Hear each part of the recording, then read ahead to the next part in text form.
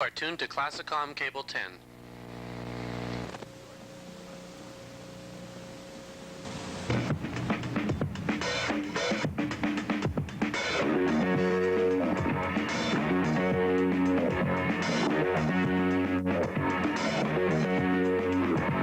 Library Showcase is brought to you under the auspices of the Town of Markham Library Systems. And now, here's Gene.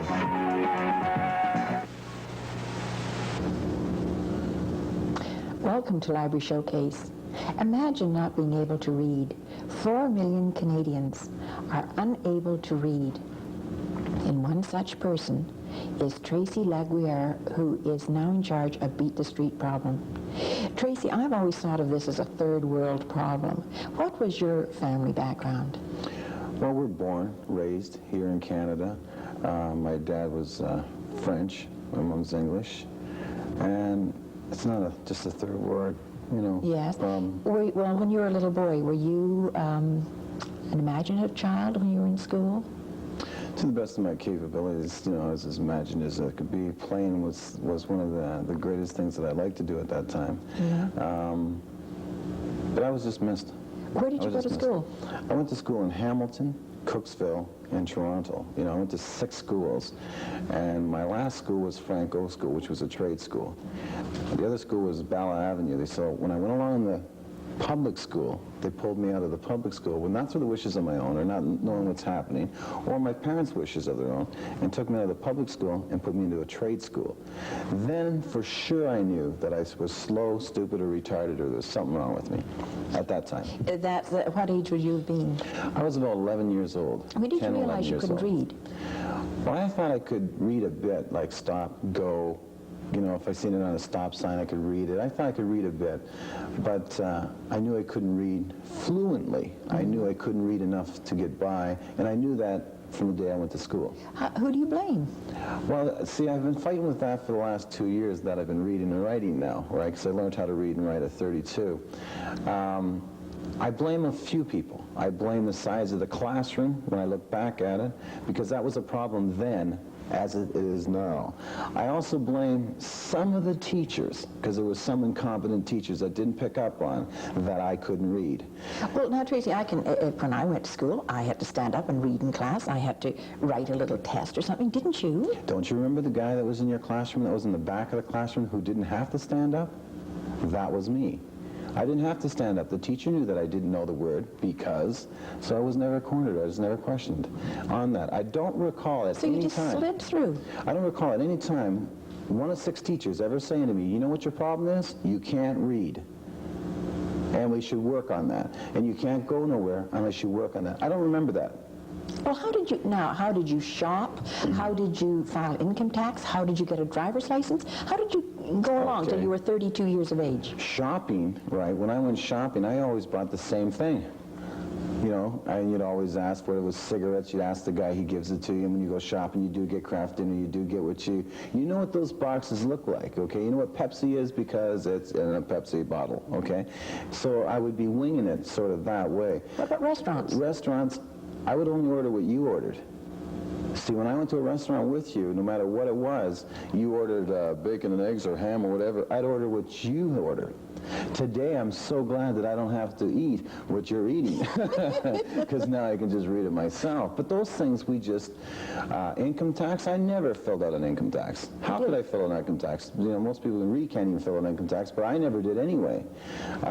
Job applications, that's why I never was so eager to get a job, because I couldn't fill out that application. It took me until 32 years old before I went and got a job. What about driver's license? Driver's license was a little bit easy, right? I went and I asked my friend who looked like me, who was my size, who could read, to go and get my license for me. I wouldn't recommend that because obviously I got into a few accidents because I didn't know how to read. Mm-hmm.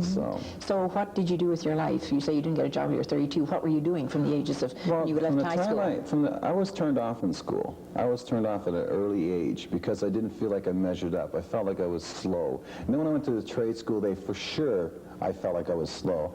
And then when I got out to the working world, okay, I couldn't get a job. I was honestly in a bind because I couldn't fill out that application because I couldn't even read through my destiny. I used to count the subway stops in Toronto to find out where I was. You couldn't read the streets? I couldn't read the street signs. I used to have to, from Jane Street to Yonge Street is 13 stops. And I used to have my own little system on how to figure things out. So it was, what I'm trying to say is it's so hard to describe of what type of nightmare it is, because it is a nightmare. Okay, what I'm trying to get you to say, when did you turn to crime? Well, when I couldn't succeed in the working world, right, that I did try, I started turning to crime because crime was a lot easier, okay? Doing a B&E was easier. You know, B&E is breaking into someone's home, or robberies, or theft was easier for me than filling out an application. I could not fill out an application. So what I wanted to do is I wanted to be good at something.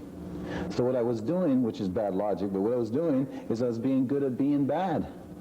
Yes. So I left that life for 12 years, in and out of penitentiaries, in and out of jails, right, for 12 years. Now, when I went through those halls and shackles and handcuffs and that, guess what? Nobody's ever smart enough to say, you know what Tracy's problem is? He can't read. He can't get a job. He can't measure up. No one was ever smart enough to tell me that. And when a tutor did come into my life, changed it around. What triggered this desire? I mean, what made you want to read, finally? Well, like everyone who comes in and out of jail, there's a time that you feel like you'd like to stop. You'd like to get off this vicious circle. So I went down to the welfare office, and I was talking to a guy by the name of Carl Fisher, who gave me my welfare check and everything else, because I didn't want to steal anymore. I didn't want to do any of those things no more. And he gave me a brochure that he didn't know I couldn't read it. But he gave me a brochure and it said the help program on it. He says, these people help ex-offenders like you, so why don't you go there? So I followed up by the phone number, because I have no problem with numbers. I phoned him up, and I asked him where you're located, and I went down. A guy who I served time with in '75 hired me. Okay, he hired me as a field worker to find ex-offenders jobs. 2 months into that program, they discovered that I couldn't read. I couldn't fill out my daily reports. I couldn't do it. But thank God they knew about Frontier College, who they're affiliated with and who Beat the Street is affiliated with. That's where they sent me. So here's how it went. They sent me to Frontier College. Okay, when I heard the word tutor, by the way, I didn't like it. So when they sent me to Frontier College to get a tutor, my first and only job was jeopardized, and I knew that I had to get those ABCs to keep it. So my tutor actually made me more employable. And how long did it take you to actually become able to read and write? It took me the first lesson, to tell you the truth, to start it all. I mean, the first hour that I was sitting there being tutored, I grabbed a few words then. Okay, and I didn't have to start off with Dick and Jane. I didn't have to start off with spot and all these words. I started off with interview, secretary. I started off with words that I needed for my job that were important, so I grasped them really quick. But when I left Frontier College, I drove away for the first time reading. Now, it wasn't fluently, you know, like it was just starting to sound out words, and it was really just the starting of it, but it was the starting and the ending of literacy, because I started to begin to read. It gave you an access. It gave you a tool to access the system. That's right. Yeah. I didn't think, and I was convinced, and that's what happens to most people like me who can't read and write. We're so convinced that we can't do it, that we think we can't do it, we don't try and do it after a while. What has this led to for you now? Well, I'm more employable. Yes. I have more confidence than sometimes I need. When I say more employable, at the time that I couldn't read and write, I thought I would be a bouncer, or I thought I'd work in some moving company lifting furniture, right? Yes. No, I don't have that now. Now I'm running a program, you know, a literacy program, and now I'd like to be a school trustee, thank you, in 3 years from now, so I can have a voice in what's being said to those kids that are out there like me.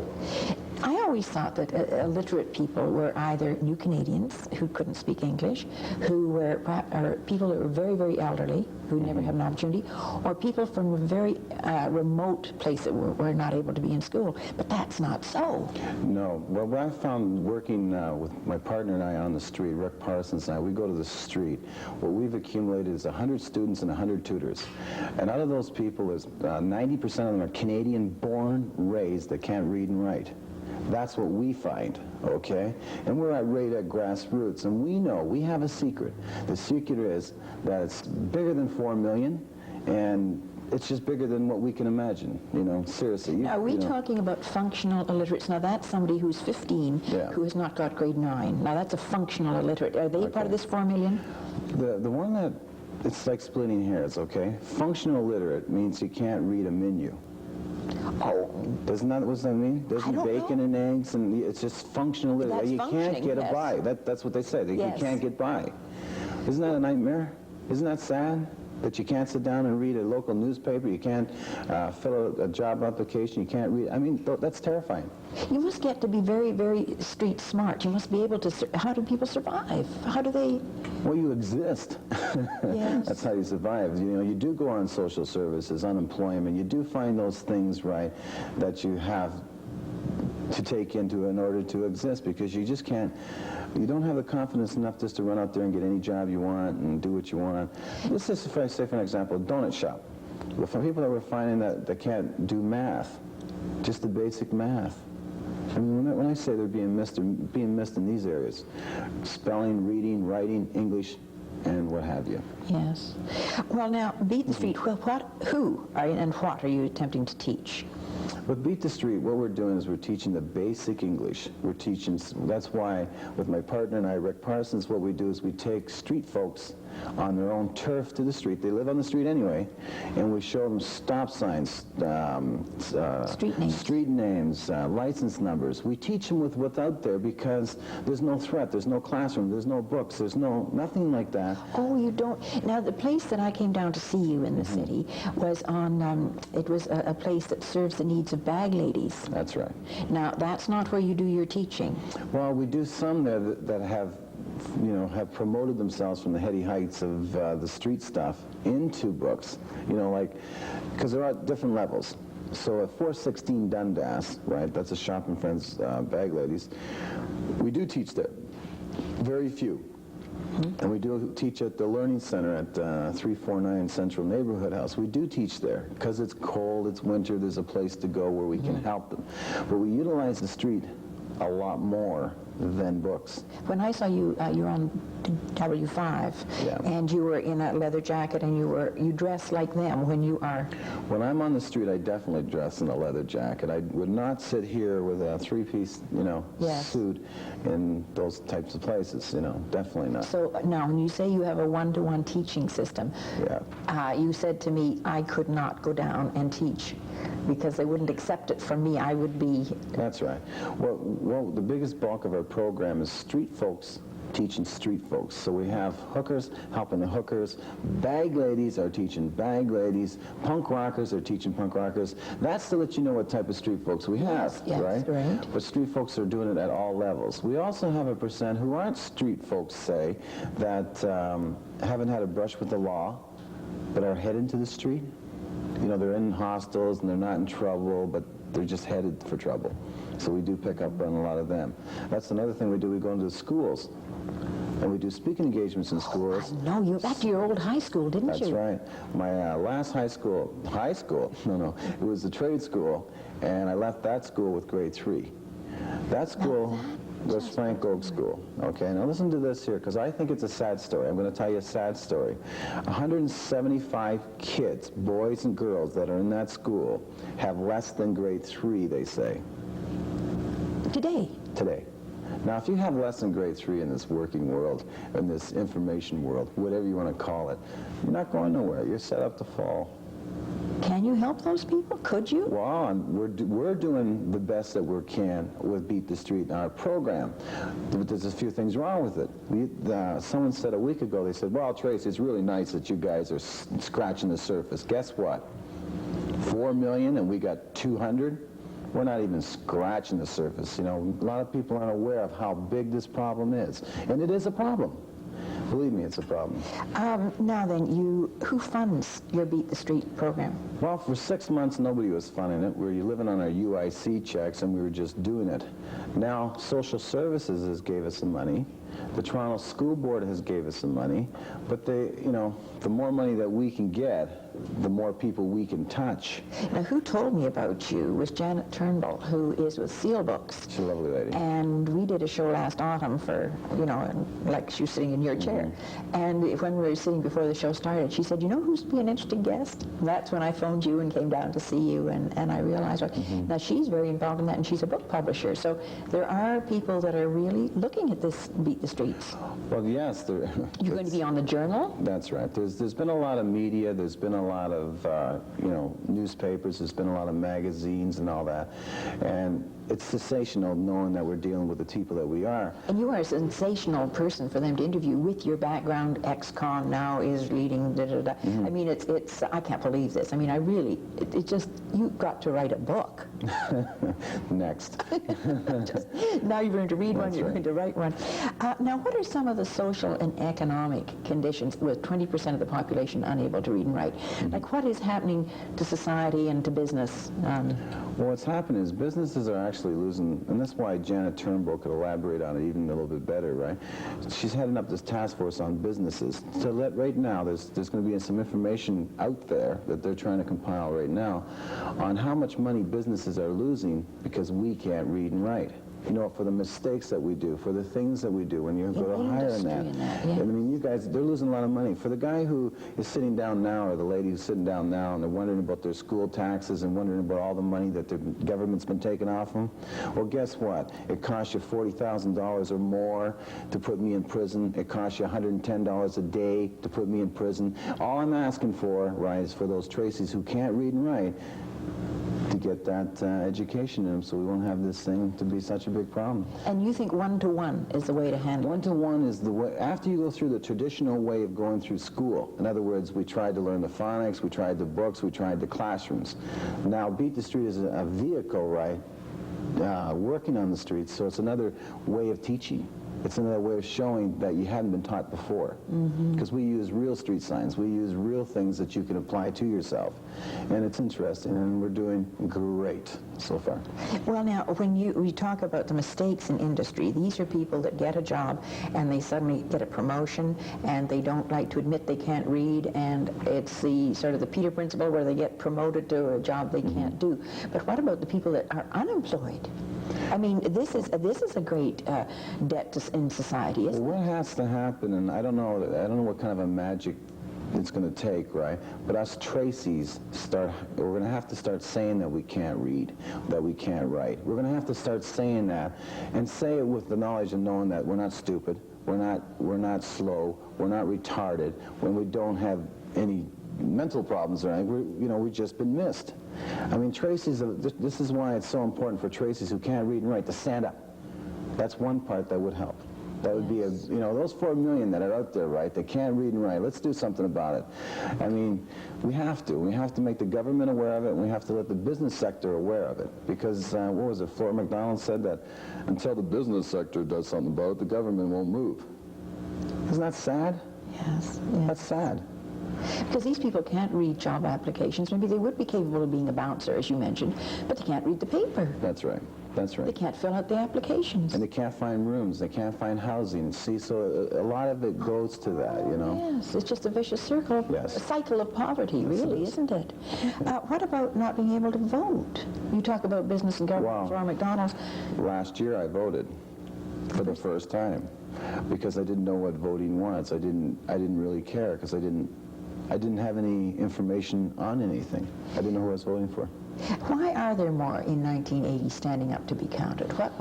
Well, I think there's always been a literacy problem.